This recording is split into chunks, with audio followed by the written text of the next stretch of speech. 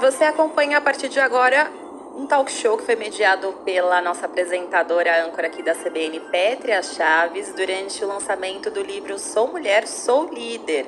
E a Pétria conversa com as autoras deste livro, nada mais, nada menos que Cássia Godoy e Leni Quirilos.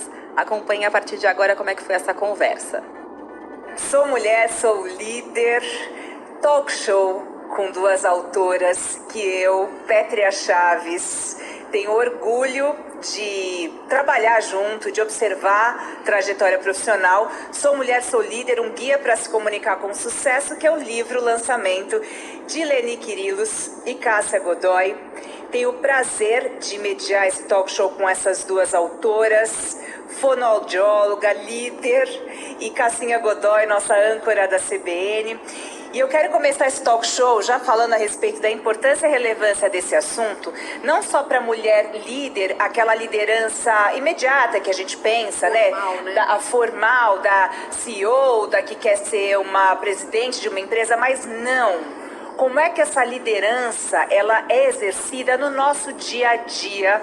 E a gente vai falar um pouquinho sobre isso, sobre essa nova mulher. O que a gente precisa saber, Leni? Boa noite. Boa noite, Pétria. É um prazer estar aqui. Boa noite para todos. Cassinha, prazer estar aqui com vocês. Boa noite. Boa noite, Pétria, Leni, todo mundo que está aqui acompanhando. Muito obrigada a todos pela presença. Eu quero começar conversando aqui justamente com a Leni a respeito disso. Sem falar da liderança óbvia, Leni, mas essa liderança que a mulher vem resgatando, vem construindo para si mesma no dia a dia, essa nossa relevância. Me fala um pouco disso, como é que foi essa investigação que vocês fizeram para esse livro?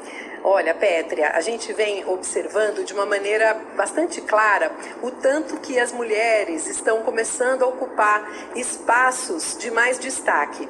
A gente conhece, claro, a questão da liderança óbvia ou da liderança mais formal, que é aquela liderança do crachá. Nessas áreas, sim, claro, as mulheres também vêm se desenvolvendo cada vez mais, ocupando cada vez mais espaços. Mas o nosso interesse, quando nós fizemos o livro, foi resgatar a mulher líder da sua vida, da sua carreira, aquela que assume o protagonismo do que vai lhe acontecer, aquela que assume a direção, Pétria, que faz uma escolha, que escolhe um caminho a percorrer e que trabalha, que atua, buscando colocar em prática esse desejo e essa intenção. Então, na prática, nós estamos falando para as mulheres todas que querem se colocar e que querem ter esse papel de protagonistas nas suas vidas. E sabe que algo que acontece, a gente se cobra demais o tempo inteiro. Acho que quem está aqui e olha pra gente aqui, né, da plateia, sabe o quanto a gente, mulher, hoje se cobra demais. Seja no trabalho, aí você fica devendo em casa, aí você fica sempre, a gente parece estar sempre devendo um pouco, né? E aí a gente cai naquele termo que vocês abordam no livro, Cássia, mas que eu acho importante a gente martelar, que é o da tal da síndrome da impostora. E por isso que você foi atrás de diversas mulheres que estão com super destaque na sociedade, para contarem um pouquinho também dessa experiência delas, né? É verdade, é super importante isso, Pétria, porque assim, a síndrome da impostora ou a síndrome do impostor, ela pode atingir homens também, mas ela é muito mais frequente nas mulheres. E eu tenho certeza que muitas das mulheres que estão aqui, se não quase todas, já tiveram algum dia aquela impressão. Você ganha de repente um trabalho desafiador, tem uma tarefa pela frente que você sabe que é algo importante e te ocorre aquele pensamento assim ruim, você pensa, puxa, será que é agora que vão descobrir que eu sou uma fraude? Será que é agora que vão descobrir que eu não sei fazer isso? Será que é nesse momento que eles vão saber que eu não tenho a qualificação suficiente? E muitas das vezes que a gente tem esse questionamento, a gente tem tudo isso. A gente tem a qualificação, a gente tem o conhecimento, a gente tem a capacidade e mesmo assim a gente se pega com esse pensamento ruim. Então esse tema é muito importante no livro que a gente fale sobre liderança feminina. Em várias conversas que eu já tinha tido com a Leni, esse tema surgiu e você sabe que quando ela me convidou para escrever o livro junto com ela, eu tive um momentinho de síndrome da impostora também. Eu pensei, te conhecendo, a sua exigência com você mesma. Eu pensei assim, a Leni, ela estuda isso, ela é uma especialista em comunicação e liderança, ela tem 10 livros escritos, esse vai ser o meu primeiro. O que será que eu posso acrescentar aqui? E aí a gente foi pensando em formatos para fazer com que houvesse uma colaboração entre nós. voz. E uma dessas formas foi eu ouvir essas mulheres. Algumas delas estão aqui, o que me enche de alegria. Já estou vendo a Valéria Reane está aqui com a gente, uma das entrevistadas. Rosana Herman está aqui conosco, também foi entrevistada para a obra. E nós temos mais 11 entrevistadas do livro, algumas delas estão chegando por aqui. Daqui a pouquinho a gente vai conversar com elas também, vai tirar foto, enfim. Mas é isso, Petra, um tema super importante esse da síndrome da impostora, porque a gente precisa aprender a lidar com a nossa vulnerabilidade de um jeito mais gentil. Sabe aquele toque que você jamais daria numa amiga, num amigo de um jeito grosseiro? A gente tem que aprender a falar com a gente desse jeito. Isso eu aprendi com a Leni, ela falava assim, Cássia, cuidado com o solilóquio, cuidado com a vozinha da sua cabeça, com o jeito que você fala com você. Fala para si mesma, não é? E me chamou muito a atenção, gente, essa história do solilóquio. Eu comecei a me interessar. Tem uma obra bárbara que se chama A Voz na Minha Cabeça, que é bem interessante, e outros autores que estudam isso. E teve uma das obras que eu li que começava com uma cena mais ou menos assim: você conheceu uma pessoa pela internet, descobriu que aquele parece ser a sua alma gêmea, você marca um encontro, se produz toda, chega lá e aí a pessoa olha para você, conversa por alguns minutos, saca o celular do bolso e fala, desculpa, tem um compromisso, e vai embora. E aí a pessoa chateada procura a melhor amiga dela e a melhor amiga chega e fala assim, mas também, o que você esperava? Claro, você é uma pessoa muito desinteressante, olha a sua aparência, como assim? E todo mundo fica muito horrorizado, que horror, como que a amiga vai falar isso? E aí o autor coloca, pois é, minha gente, não é amiga, é a pessoa falando consigo mesma. Algo que a gente se choca que a nossa melhor amiga nos diga, muitas vezes nós dizemos para nós mesmos. E quando a gente fala nessa questão da síndrome da impostora, me chama muito a atenção, Cássia e Pétria, um comportamento que vem logo na sequência dessa percepção, que é o comportamento da autossabotagem. Muitas vezes essa mulher que duvida do seu próprio valor, da sua importância, da sua capacidade, começa a se boicotar, começa a se auto-sabotar. Então ela começa a adiar as coisas, uma hora eu faço. Ela começa a delegar a vida dela para as pessoas ou para o universo. Sabe aquele lance do deixa a vida me levar? Que a gente adora escutar Zeca Pagodinho cantar, mas que a gente não pode adotar como meio de vida, como meta da nossa vida, não é? Ao contrário. E aí a gente alertar para o risco desses comportamentos, que claro, gente, vão ser crenças autorrealizáveis. Porque se eu não sinto firmeza e eu resolvo adiar, eu resolvo procrastinar, ou baixa aquele perfeccionismo de, não vou entregar ainda, meu Deus, será que já tá bacana isso, né? Será que eu entrego? Claro, a gente acaba não realizando, não fazendo, e aí a gente realmente conclui que, puxa, realmente eu não daria conta de fazer. Olha só como acabou acontecendo, não é? Ô, Leni, e eu queria te perguntar uma coisa para a Cássia também, mas primeiro para a nossa mestra Leni Quirilos, tá bom, Cássia?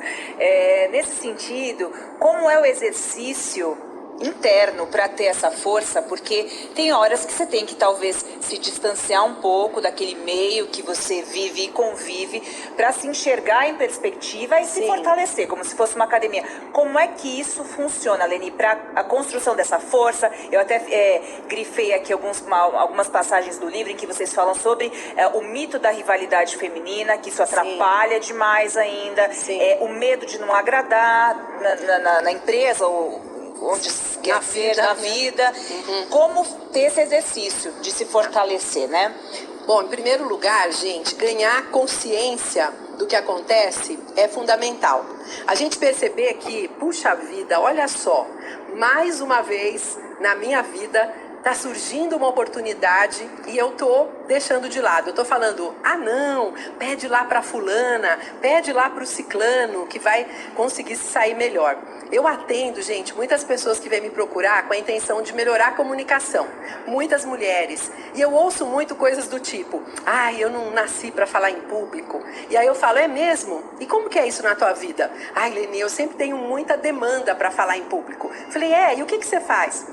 Sempre que dá, eu dou um jeito de pular fora, sabe? Eu digo assim, eu acho melhor você pedir para ciclana, eu acho melhor você falar com o ciclano lá que vai fazer isso melhor do que eu. E aí é curioso, gente, porque isso dá um alívio imediato. Ufa, quando de repente o chefe fala, beleza, então tá, você não quer fazer? A Cássia faz no seu lugar, beleza. Dá aquele alívio. Só que, gente, nosso sistema nervoso busca a recompensa o tempo todo e busca fugir de problemas, de ameaças, de desprazer. Só que aí, o que acaba acontecendo? A gente tem um alívio imediato, só que a gente perde ao mesmo tempo a oportunidade de termos uma recompensa muito maior, que seria nos prepararmos, fazermos uma apresentação cada vez melhor, porque a gente está treinando, a gente está se expondo, a gente está se desenvolvendo, e depois colher os louros desse resultado tão positivo. É outra forma de autossabotagem. Então eu considero, Pétria, primeiro, ganhar consciência. Puxa, esse parece que é um comportamento repetido na minha vida. Eu tenho que começar a modificar isso. Segundo, autoconhecimento. Eu ser capaz de olhar com muita verdade para aquelas que são as minhas fortalezas. O que eu faço bem? Quais são as minhas características positivas? Aonde que eu estou jogando um bolão? E colocar essas ações, essa capacidade, esse lado positivo em prática e a serviço das pessoas. Segundo, olhar para os nossos eventuais pontos de melhoria, que claro, nós todos temos, graças a Deus, somos todos imperfeitos, ainda bem, não é?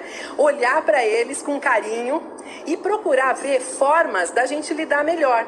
Ah, minha questão é me expor em público, então eu vou procurar melhorar minha comunicação. Puxa, eu não consigo me expressar tão bem em inglês, eu vou fazer um curso bacana, vou investir nisso e por aí vai.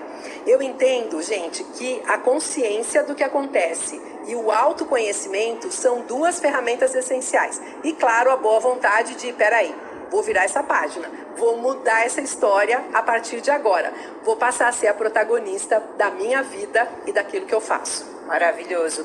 Nesse sentido, Cássia, você conversou com muitas mulheres que te deram exemplos na vida disso que a Leni traz como quase um olhar, um treinamento pessoal. Mas muitas dessas mulheres acabaram vivenciando essa trajetória intuitivamente, né? Não tinham assim um manual que nos ajudasse, e hoje ainda bem que a gente tem isso. Mas como é que foi também entrar um pouco na história delas e como elas conseguiram de alguma maneira colocar isso que a Leni nos ensina?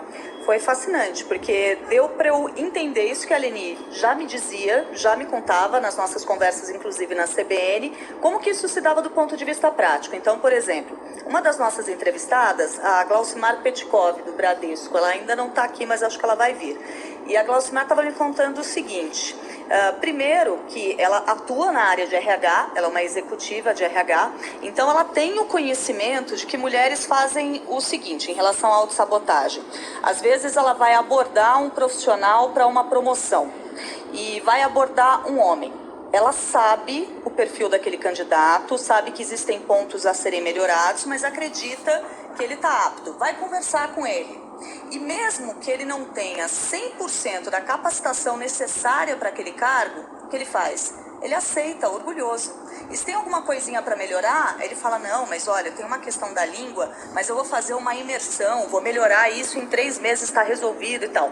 Agora, muitas vezes, ela vai abordar uma mulher, também com esse perfil que ela sabe que é o perfil de uma pessoa apta para o cargo, mesmo que não seja uma pessoa perfeita. E aí o que ela ouvia com muita frequência? Eu não sei se eu já estou pronta, eu não sei se já está na hora, eu não sei se eu já posso assumir essa responsabilidade. E muitas vezes não assume, né? E muitas vezes não assume, exatamente, acaba se sabotando. Outra coisa que ela me falou que eu achei muito interessante é uma percepção que ela teve de ideias que às vezes não eram aceitas ou projetos que não eram abraçados, que ela apresentava para as chefias dela em reuniões. E às vezes ela apresentava o projeto bacana, acabadinho, e não tinha uma recepção tão boa. E ela começou a pensar, o que eu posso fazer para melhorar isso aqui? Onde eu posso me aprimorar aqui? E uma ideia que ela teve, que deu super certo, era o seguinte: ela ia apresentar um projeto que ia envolver a Leni, a Pétria, a Rosana, a Zuzu, que está ali, a minha amiga, várias pessoas. O que ela fazia antes da reunião? fazer uma reuniãozinha com vocês. Olha, eu tô com essa ideia aqui, tem esse projeto. O que vocês acham? Tem alguma coisa que pode ser melhorada aqui? Vocês acham que desse jeito tá bom? O prazo para colocar isso de pé, Pétrea, é suficiente? Tinha essa conversa. Quando chegava na reunião, não era mais uma ideia individual, era uma ideia de muita gente. E aí o que acontecia? A ideia virava, a ideia colava. Isso é uma coisa que as mulheres estão fazendo mais agora. E que os homens fazem, ó... Eles se ajudam. Clube do Bolinha, né? Sempre funcionando a todo vapor. Exatamente. E é uma coisa que a gente tem que aprender a fazer. Não é errado, não é feio. Conversar, ter aliados, ter aliadas. Tá tudo bem. E coisas que às vezes a gente tem vergonha, como se fosse uma coisa de fazer política ou de vender alguma coisa que você faz bem na empresa. Isso não é errado, isso não é feio. Isso a gente precisa aprender com os homens. E pelo contrário, né? Quando se fazia antigamente, você era julgada, né? Isso. Você era julgada, porque isso é tão inconsciente. Agora, uma coisa que vocês também colocam no livro, e é tão interessante, eu queria que a Aline comentasse um pouco, Cássia. No geral, a gente fala muito da liderança, seja nas empresas, no ambiente corporativo, liderança na vida, e a gente coloca muito essa comparação, né, de como é feito, como os homens fazem a política, ou como o tabuleiro, né, o jogo ele é jogado no tabuleiro. Mas eu queria que você falasse um pouco, Leni, de uma coisa que para mim ela é muito cara, que são as nossas qualidades femininas, que são um diferencial. A sensibilidade, como é que a gente utiliza ela de uma maneira boa, produtiva. A espiritualidade, que é muito... A suavidade, porque a gente não precisa ser truculenta, a gente não precisa ser agressiva para conseguir espaço. Eu acho que isso muitas vezes inibe algumas mulheres que são mais sensíveis, que são mais suaves. Será que a gente mais suave é condenado a não ter protagonismo? Como é que as nossas características femininas, elas podem ser, ali na hora do jogo, desse tabuleiro, também decisivas para o bem? Como é que você vê isso? Pétrea, eu vejo hoje a gente numa condição muito mais interessante em relação a essa história. Lá atrás, nós não tínhamos modelos femininos de líderes. Nós tínhamos homens que ocupavam esses cargos e as primeiras lá, as pioneiras que começaram a ter oportunidades, se baseavam nesse modelo masculino. Então a gente via as mulheres de terninho, cinza, preto ou azul marinho indo para o trabalho. Nós víamos as mulheres buscando um padrão de uma força exagerada. Eram mulheres com características assim de mal-humoradas, muito impositivas. E era uma coisa, gente, que não nos representava.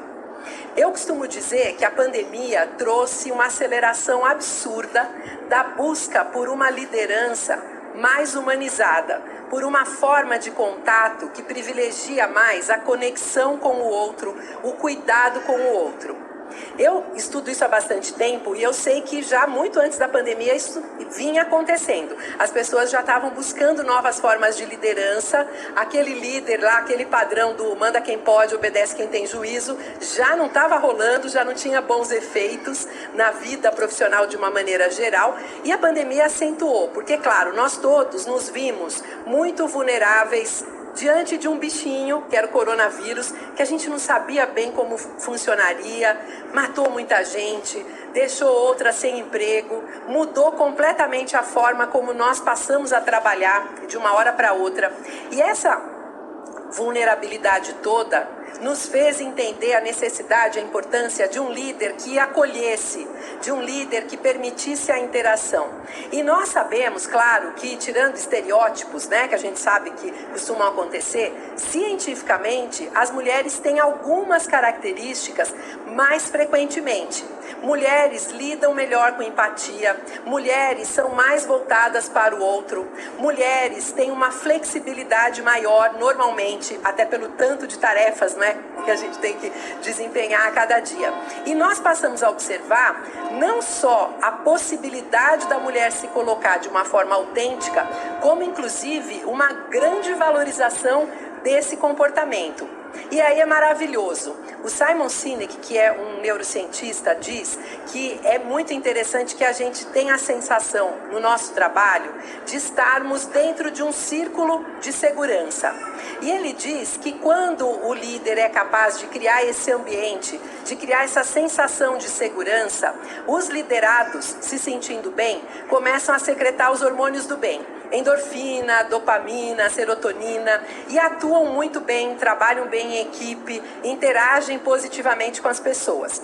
E ele diz que quando o líder é incapaz de gerar esse ambiente, essa sensação de segurança, ele diz que os liderados vão gastar sua energia procurando se proteger e se defender. Vão secretar adrenalina e cortisol, que são os hormônios do estresse, e aí as pessoas vão ficar com reações muito pavio curto, às vezes lentificadas demais, ou seja, vão atuar de uma maneira que vão prejudicar a si próprios, as suas equipes e, consequentemente, aos resultados. Ele fala que a liderança, Petra, é uma questão de biologia e traz essa situação. Mulheres líderes conseguem gerar com muito mais frequência esse ambiente de segurança. E aí a gente sabe que os resultados são mais interessantes. Maravilhoso. Que seja o primeiro de muitos, Cassinha. Já tô querendo o próximo teu. Da Leninense fala que essa mulher é blockbuster, best-seller. Prazer estar aqui com vocês. A honra foi toda minha de poder não só ler o livro, aprender com vocês e não só aprender intelectualmente, mas aprender na prática. Eu acho que isso é o que a gente mais precisa hoje em dia, né? É menos fala e mais ação. E eu acho que é isso que vocês fazem. Parabéns. Obrigada, Petra. Muito obrigada. Foi uma honra. Obrigada, gente. CBN Talk Show. Juntas sempre, Lene. O Obrigada. projeto foi muito lindo ter você perto de mim.